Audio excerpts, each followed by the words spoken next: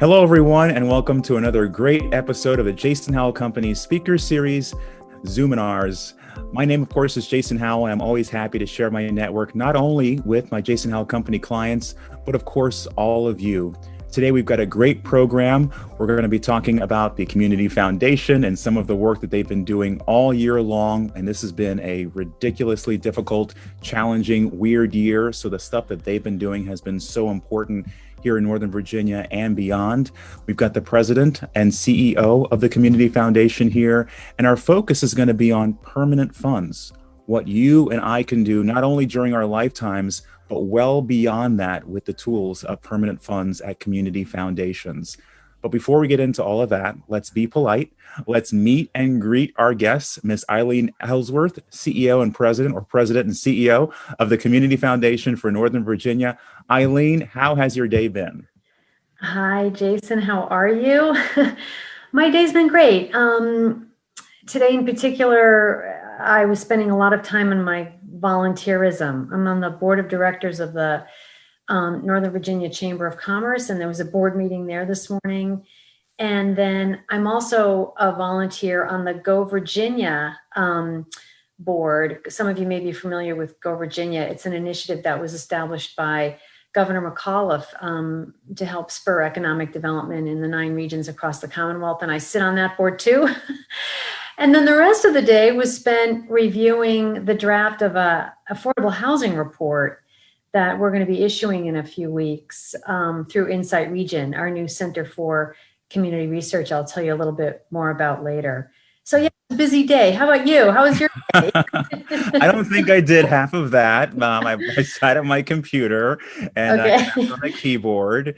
Yeah. And maybe had a couple little meetings, but nothing as impressive. This is why we're so excited to have you here today to share some of the work that you're doing, the organization that you're with is doing, the organizations that you support are doing. It's just fantastic. So thank you for being here. Well, my pleasure. Thank you. I've let in a few of the folks here, and as they come on, I will continue to let people in. If any of you have questions for Eileen, just put them in the chat, and we will get to those questions before we get to our questions. Even if we're in the middle of our questions, we'll go ahead and stop and switch to yours because we're just so happy that you're here. With that, I'm going to go ahead and share my screen, and we will get going. Okay, everyone. If you came to Leaving a Legacy with Community Foundations, you came to the right Zoominar. We are very happy to have Mrs. Eileen Ellsworth, President and CEO of the Community Foundation for Northern Virginia, to talk with us about this topic of permanent funds and many other things. But before we get to that, let's get a word from our sponsor. And our sponsor, of course, is the Jason Howell Company, a family wealth management firm that focuses on sustainable investing and really helping people live their values through their money. You know, this has been a pretty difficult year for, I think, almost all of us. All of us have felt some kind of pain some way.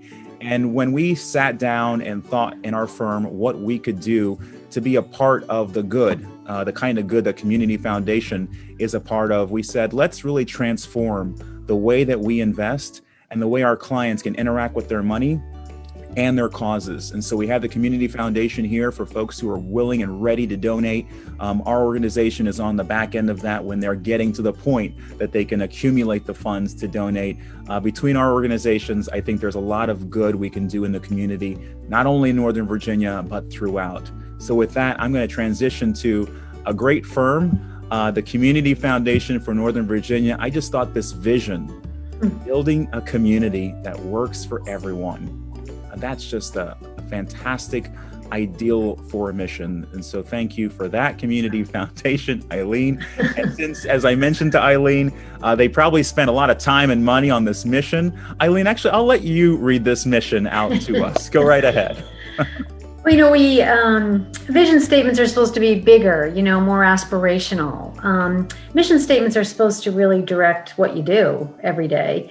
And we are in the business of philanthropy. So our mission is to grow philanthropy that responds to need, seeds innovation, and leads and convenes the community. Oh, there you go. And in that response to need, there is a little trigger of how we respond to need. This has been the kind of year where if you're a leader, time to step up. And I think the Community Foundation has shown that. They've shown this mission of theirs to respond. Eileen, tell us a little bit about what you've done with the foundation in response to COVID-19. We stood up the COVID-19 Response Fund for Northern Virginia. I think it was March 13th. So it was that week, when the impact of the virus was just sort of starting to seep into all of our consciousness and what it could possibly mean. And in the 15 years I've been at the Community Foundation, our region has never really had a crisis that it needed to respond to, right? So Katrina, down in New Orleans, their Community Foundation had that to respond to, and other disasters of that sort. But here in Northern Virginia, in the 15 years I've run it, we never actually had a crisis. So we didn't know what the community would do when we stood up the COVID-19 Response Fund, and we hoped for the best, but didn't know. So we seeded it with about $100,000 of our own unrestricted assets. And to make a long story short, we ended up raising $2.3 million. It was actually than what this slide said. I should have changed. And we're about to give the last $200,000 out the door, but $2.1 million turned around and went back out the door very, very quickly. So within 1 week of us standing up the fund, we got $100,000, which every dime of it had been given by Amazon. Amazon made a significant gift to local community foundations. And we turned it right back out the door to local food pantries. Then 2 weeks later, we did a round for about $240,000, all around basic needs assistance and emergency financial assistance, for rent, payments that would prevent utility cutoffs. By the time round 3 came along, COVID-19 was overwhelming the free and reduced fee clinics, and it was impacting their ability to provide day-to-day healthcare, mental health care, dental health care.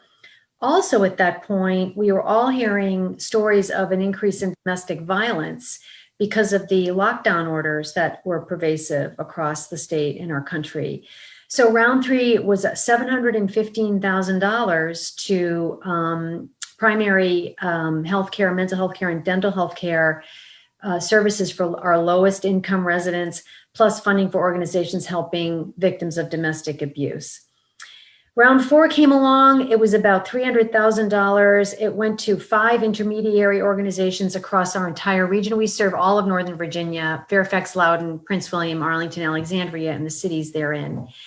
And the second round of layoffs had hit. So people were individually suffering, and we wanted to get money down to individuals, and we picked 5 intermediary nonprofits to help us with that process. And then finally, by the time round 5 came along, the murder of George Floyd had occurred, and we decided to distribute the balance of that $2.1 million to 22 organizations, all of them in Northern Virginia, all of them advocacy and policy organizations for minority businesses that they represented. And those organizations are really on the front line of not one, but 2 crises, COVID-19 and racial injustice and inequity. So that's the story of our COVID-19 Response Fund. We got gifts from companies and individuals that had had no prior relationship with us at all, as well as gifts from just stalwart donors that we've known forever. One in particular was utterly remarkable. It came from a company that is insisting on anonymity. I will not state the company's name, but it was a foundation that was affiliated with a corporation here locally. They called us up out of the blue and they said, we've been watching you. Oh. We've never made a gift to the Community Foundation. We've thought of it many times, but we've decided this is going to be the year we do something significant. And they wrote a check for $500,000 to the COVID-19 Response Fund. We took no fee on all of this work, none. And we engaged in what's known as rapid grant response making, because you just don't have the same time, to consider things. So I think we got about 85% of it right in the time that we had. We did our very best, But we have heard from the 110 nonprofits that received gifts from the COVID-19 Response Fund that it wasn't just the money or the amount of the money or the amount of the grants that they got. It was when they got it that made the difference. In that first 6-week period between that week in March and later on in April and beginning of May, before government at any level could act. So our ability to respond rapidly meant a lot to this community, and we're happy we could. And it says a lot about what a community foundation can do. The government response was actually very fast. It took 7 months for the first bit of government response back in 2008-9 to get something going. And this was actually very fast. The first CARES Act stuff came in within a month and change, but that's still not necessarily fast enough. And you need organizations like this. I just find that amazing. $2.1 million starts coming in sometime after March 13th, and it's pretty much gone through and enacted, before. In 6 weeks, 6 to 8 weeks, it was gone. Wow. And that really helped. We were all afraid and we didn't know what was going to happen. Nonprofits, like every other business, saw their business model shifting right before their eyes. They didn't know if they were going to be able to continue their services. No one really understood what this was all going to mean. But this level of support from our community that we were able to distribute helped them get through the worst weeks. And we're all figuring it out now still, but I think things are more hopeful right now. Well, yeah, let's see what we can do. I really also appreciated, just sort of these 3 strands of information. So I'll let the folks who are watching read it, but I think it's meaningful. I know it's meaningful, and I'm glad the organization is focused on these areas. But let's talk about someone really fun, right? Let's talk about ourselves. Let's talk about Eileen. Eileen is the president and CEO of this fine organization. She has been for a little while now. Now, she hasn't been there all 42 years, but she's been doing great work since 2005, which is fascinating. Eileen's been a big part of setting up some of these funds that you see in bold here: community investment funds, innovation fund, this business women's giving circle, an environmental fund, this arts fund, the permanent fund, which is the subject of our conversation today. Can you tell us a little bit about the Insight Region, the Center for Community Research, Eileen? Yes. So community foundations really have a unique role to play. They're the voice of independent community, right? You've seen our vision statement, and you've seen our mission. And our whole reason for being is simply to strengthen, support, and make more equitable our region in Northern Virginia. And so we have no other axe to grind or agenda, right. Right. And when you want to more deeply understand a local problem, it's hard to find a representative of independent community to look at it, This is a wonderful opportunity for community foundations and for the community in general to have a community foundation stand up a center. It's basically a data and data analysis center. Its goal is to help us all more deeply understand our greatest challenges and opportunities here in Northern Virginia. And the tool we want to use in Insight Region is not philanthropy. We are and always have been and always will be a philanthropic foundation that's building philanthropic assets and making grants, right? We wanted this tool, however, to be data and data analysis so that we all better understand the region. Yeah, well, that's helpful. And trust Northern Virginia to put a data center together. Of course, we would do that. Why would we not? I just want to mention, Jason, we just recently hired our new senior director. Okay. With Hughes. She came to us, I'm sorry, in early September.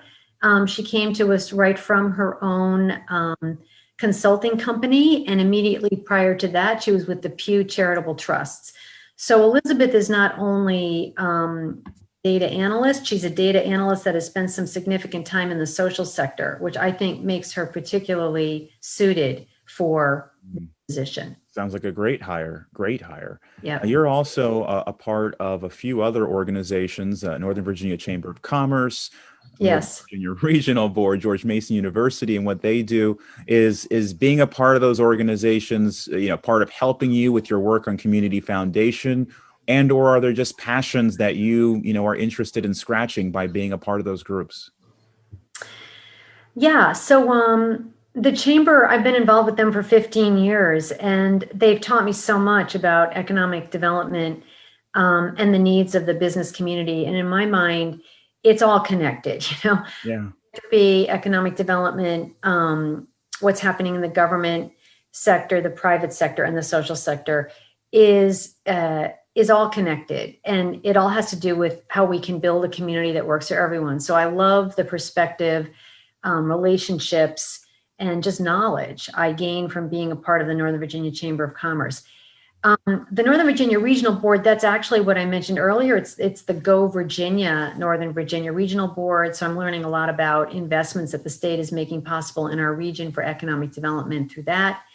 I just recently took over their program committee, which is a ton of work, which means me and my Oh no. read all of the applications for funding, and we've given some significant, we've approved some very significant grants there recently. And then I am on the advisory board for George Mason University's Center for Innovation and Entrepreneurship, which has also been talk about seeding innovation. That's a phrase in our mission statement. They have what's called the Mason Innovation Lab there, and they've just done some incredibly innovative things around business incubators and accelerators for George Mason University students and alumni. And just their passion behind that, their inspiration, their innovation is just, I think it's unmatched in the region. So it's really fun being on that advisory board. So yeah, that's my volunteerism in a nutshell. Well, that's my alma mater, George Mason University. So whenever you want to wax poetic about your work there, you've got a home here to come in and talk about it. Thank you for your service there. And then can you give the listeners just a little window into earlier stage Eileen? You did 2 years at a law firm or law firms and organizations. What was that life like? Yeah, I spent 20 years practicing law, 13 of it in private practice, doing commercial litigation in Connecticut and New York. And then 6 years in-house with a technology company in Reston after we moved here to Northern Virginia. So I had a 20-year career practicing law, and just changed my stripes, mid-career, which in a phrase that sounds simple, but in reality it was not. But the only reason, as I've said, I was able to do it, I've said this many times, is I had a husband that continued to work while I had my midlife crisis. Right. So yeah, it's been a remarkable opportunity for me to be able to pursue something that I'm just passionate about. Oh, I'm sure all of that time in law has prepared you in ways that we probably don't understand for being as successful as you've been with these organizations. Yeah, that legal background is, as I'm sure some of the folks here know, I bet there are some folks on this that have a legal background. Whether you continue to practice law or not, it really shapes you in a way that's both conscious and unconscious. There isn't a day goes by when I don't use my legal training for something or another. I do not serve in the role of legal counsel for the Community Foundation at all. We have a general counsel for that. It's McGuire Woods. But just the way you're taught to analyze and evaluate and synthesize things, I think, comes in handy no matter what you do.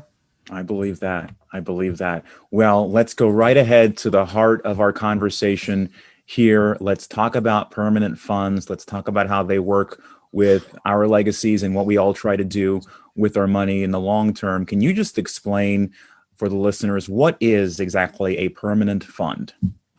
Right. So I think the best way to explain it is to think of it this way. Many of us are familiar with endowments. And I think probably the place where we're most familiar with them is our alma maters, right? Our universities that we've attended. They're always asking us for contributions to the university's endowment. Museums build endowments, et cetera. So some community foundations have adopted this idea and applied it to the greater community. And we call it the permanent fund. It's basically an endowment for the community, right? It's an endowment for Northern Virginia. And it has to live somewhere. So it's going to live at the community foundation, but it exists to benefit Northern Virginia, both now and in the future, which is what makes it permanent. Oh, that's terrific. Thank you for explaining that. Now, how does establishing a permanent fund differ from a donor advised fund? Right. So they're all donor created, every one of them, right? Okay. But a donor advised fund exists to manifest the philanthropy of the donor or donors that have established them. So if you establish a donor advised fund, I call it all the fun of grant making, none of the work. Right. You don't have to start a private foundation. You don't have to run a private foundation, convene a volunteer board of directors, file an annual 990, none of that. You can simply make a donation to a new fund that we established by an agreement, a very simple standard agreement, and make your donation into that fund, and then use that fund for your own philanthropic giving, right? In amounts that you designate to the organizations that you care about. So that manifests your philanthropy. Permanent funds, on the other hand, are donations made by donors to this endowment, knowing that it's going to be the community foundation that uses it to help build a community that works for everyone, right? It's going to be part of the community foundation's grant making, not just today, but like I like to say 100 years from now, because it's an endowment. So it's going to last forever. Now, these don't have to be, separate and apart. If I'm Jason Howell, I might be able to do both. Tell us that anecdote, if you don't mind, about the person who was using a donor advised fund and then transitioned to a permanent fund. That was a great story. Yeah, I mean, there's a number of ways to develop the permanent fund. It's actually a collection, right, of funds.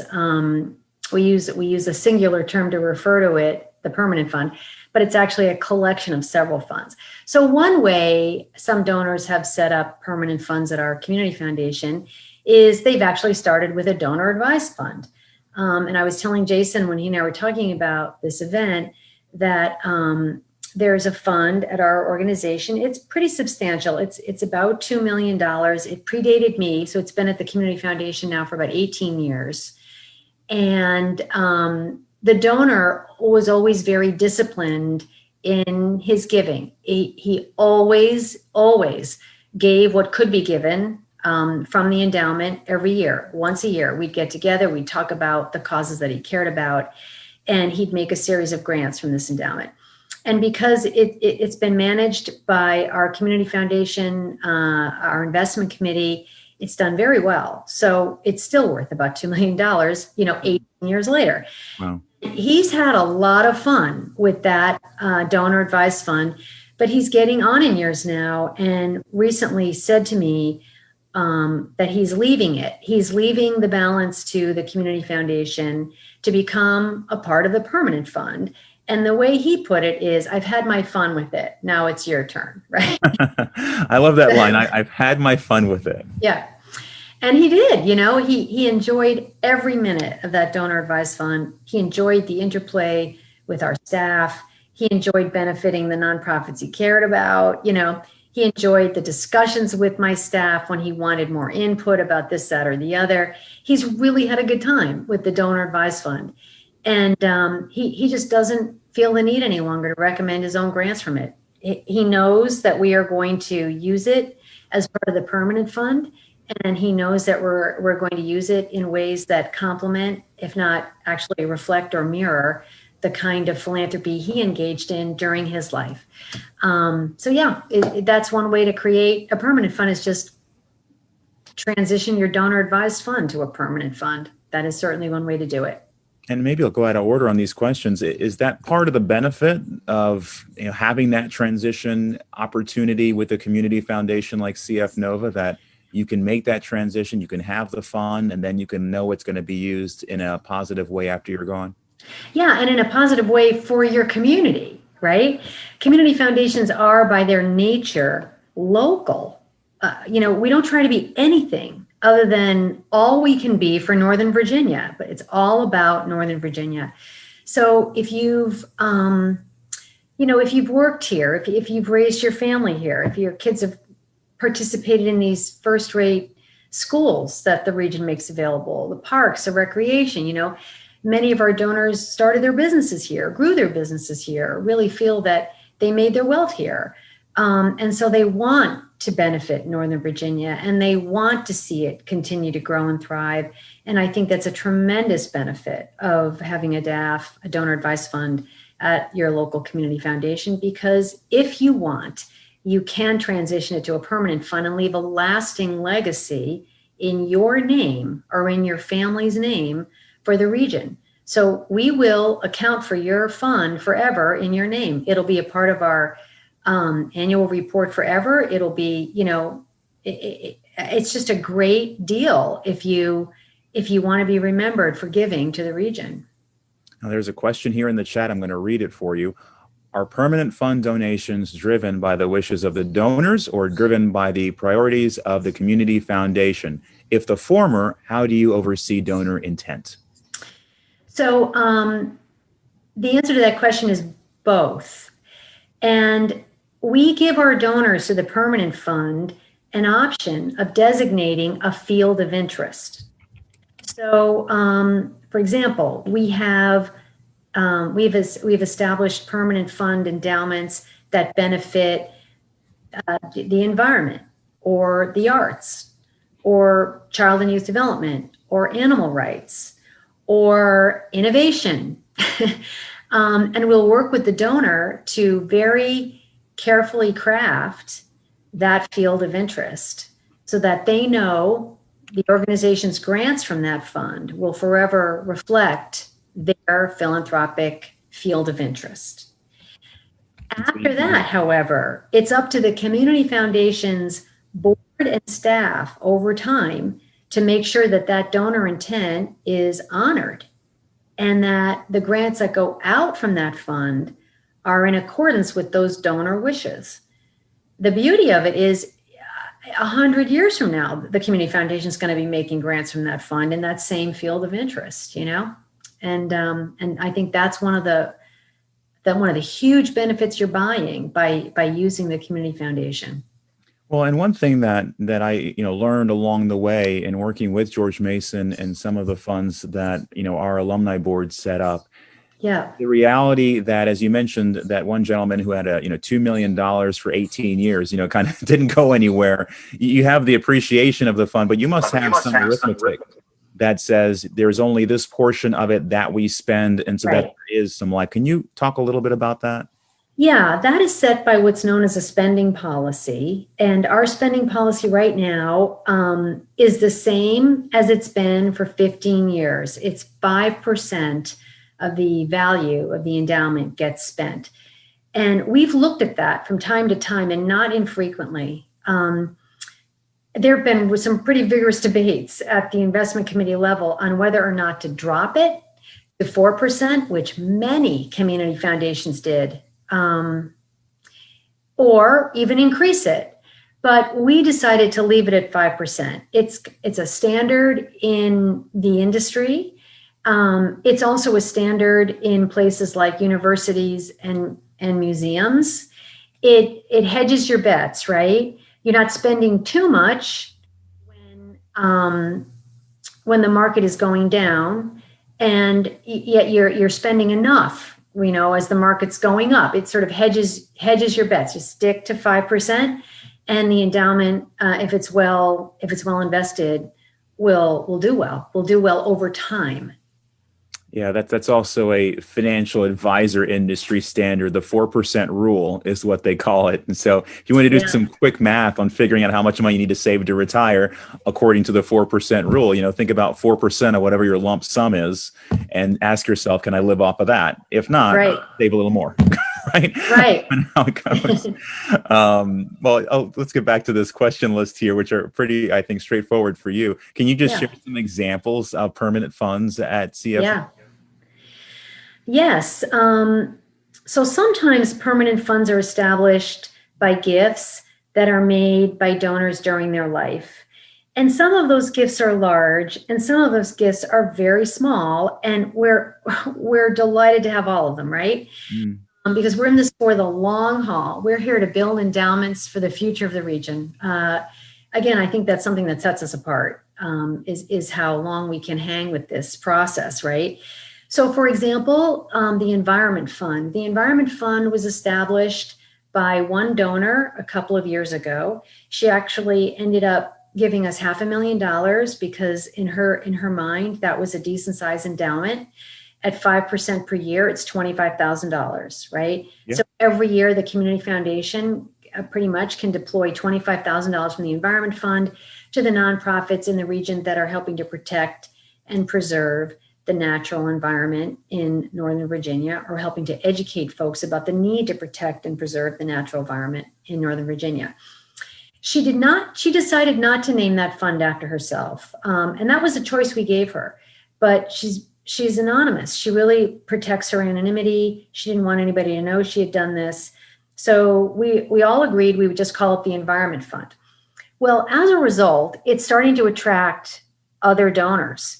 So recently we met a woman who has decided to leave about $700,000.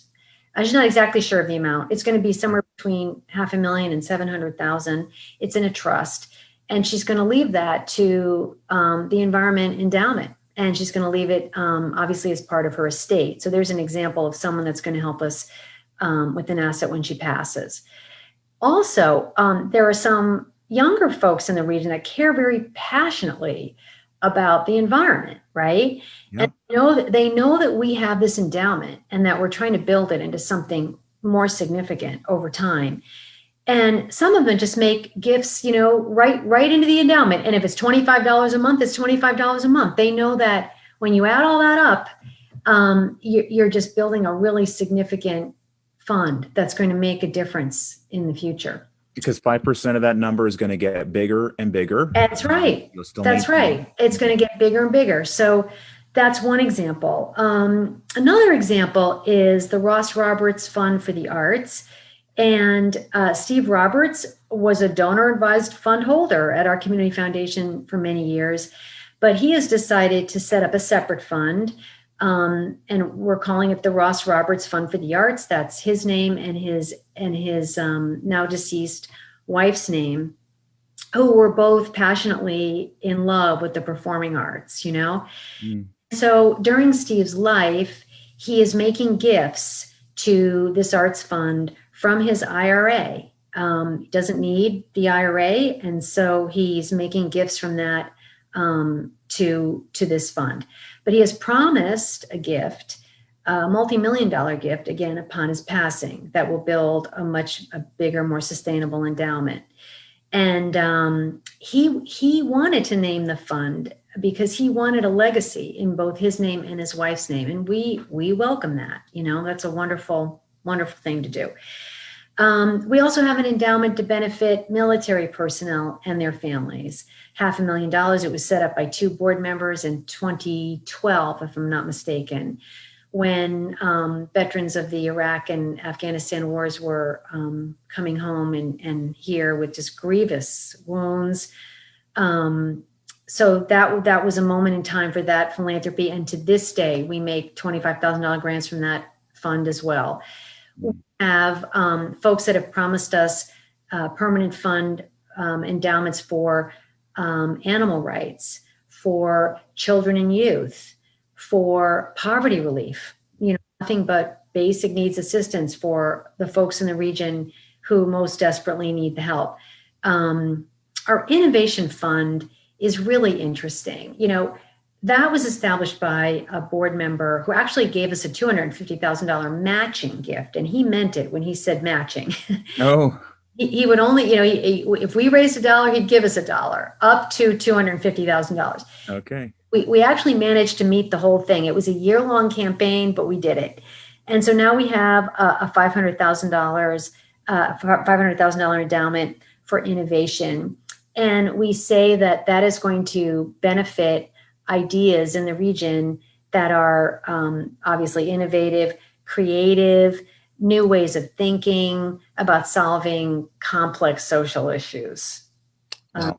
That's I really love that fund because of its flexibility, but we have promised him that it's going to be something that supports a new idea that is really promising.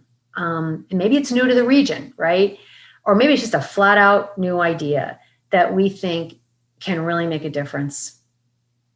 There are so many people that start nonprofits. That's why we have so many of them. I know there is a little bit of a word in the community around, don't start one, like join one and be a part of one. How Yeah. does, though, maybe a new person who has a nonprofit or someone that's in a legacy nonprofit but doesn't have the education of what a community foundation does, how do they know to access the resources available in the community foundation? I Well, sprung that one on you. I yeah, apologize. no, that's okay. I mean, obviously we give a lot of thought to this. I mean, our signature grant cycle is called the Community Investment Fund Grant Cycle, and it happens every spring. It's basic needs, meeting the most critical needs of the region. That's all it is. And it's our biggest grant cycle by far. We attract 4 times the number of grant applications than we can fund with these endowments. 4 times. Wow. Right? So it's not like we're meeting the need out there by any means, and not by any means. So I would say this: you're never going to stop the creation of new nonprofits that are perhaps duplicative of existing nonprofits. And the reason for that is it's often an endeavor of the heart. Yeah. People want to make a difference, and they want to dedicate their lives to something meaningful. And so they start a nonprofit. If it's not duplicative, they actually have a shot at building it into something significant. If it is duplicative, who are we to say? Market forces come to bear on nonprofits the same way they come to bear on for-profits. And if someone has built a better mousetrap in the nonprofit space and end up attracting more donors and therefore having a greater impact, good for them.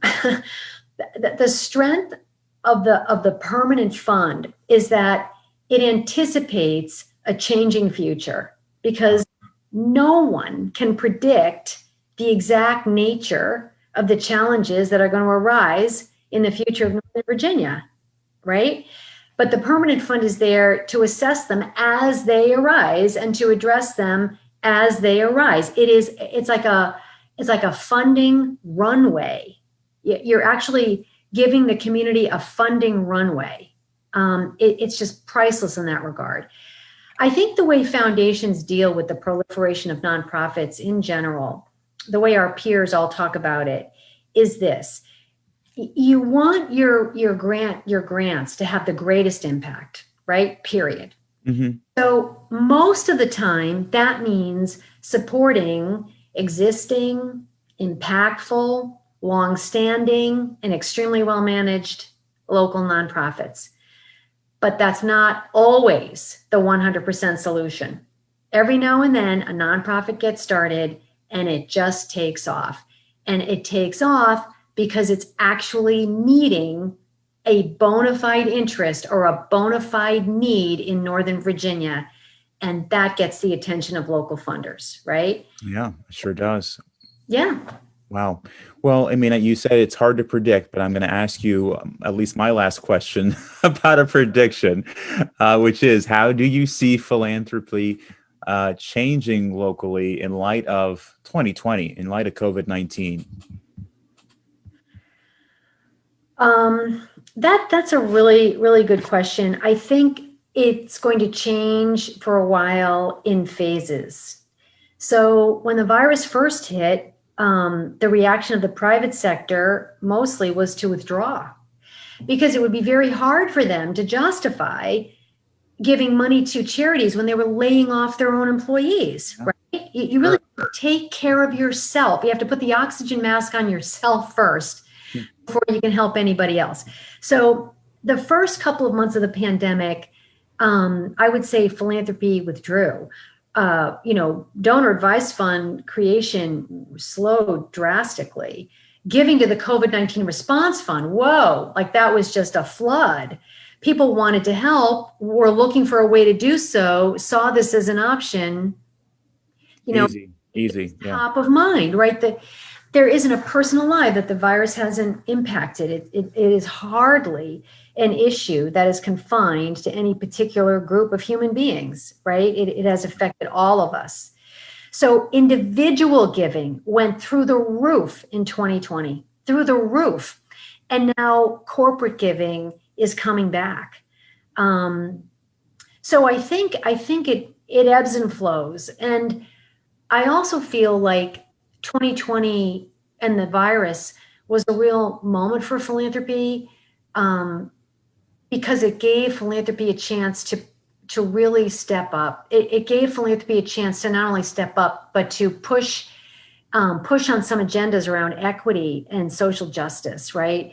With the murder of George Floyd, I mean, wow. I spent the summer task force with other community foundations, a very small group of us that was convened by a group called CFON, the Community Foundation Opportunity Network.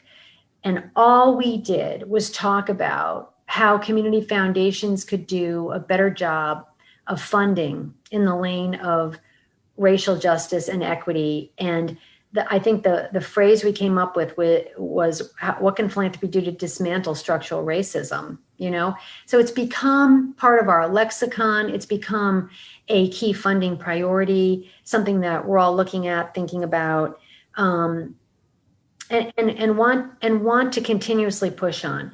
You don't want this to just fade, right? Right. And it will, because as time goes by and it's not top of people's mind anymore, it tends to fade. But the economic case for inclusivity has been made. And I can tell you the data there is so compelling. So we have this annual conference that we call Shape of the Region. And all it does is all we do is present data around the economic case for inclusion and economic mobility. And I think that is another way that philanthropy can help level the playing field here. The economic case for inclusion. For inclusion. Yeah, great phrase. Well, everyone brace yourselves. I'm going to stop the share and we're going to go to our regular faces. And so hopefully that's okay by you. This has been very educational, very helpful. I hope it's been of value to everyone who's been watching and everyone who will watch this going forward. But Eileen, before we close out this wonderful Zoominar, would you just give us a nugget that we can take with us as we think about permanent fund work and permanent fund donations? Maybe tell us a little bit about the least amount that we could do to get started, and really how that impact can make a difference in our own lives as we give, instead of just sort of thinking about our normal day to day. Yeah, I would say this, that I think a lot of people want to engage in philanthropy. But one of the things that holds them back is they just don't know how much is enough, right? Like, what will have an impact? So it kind of stops them dead in their tracks, and they don't engage the way that they would like to. I don't think there's any better way to engage in philanthropy, whether you have a little to give, a lot to give, or anything in the middle, than help your local community foundation build permanent community endowments. It is literally, no matter what the size of your gift is, you are helping to shape the future of the region with that gift.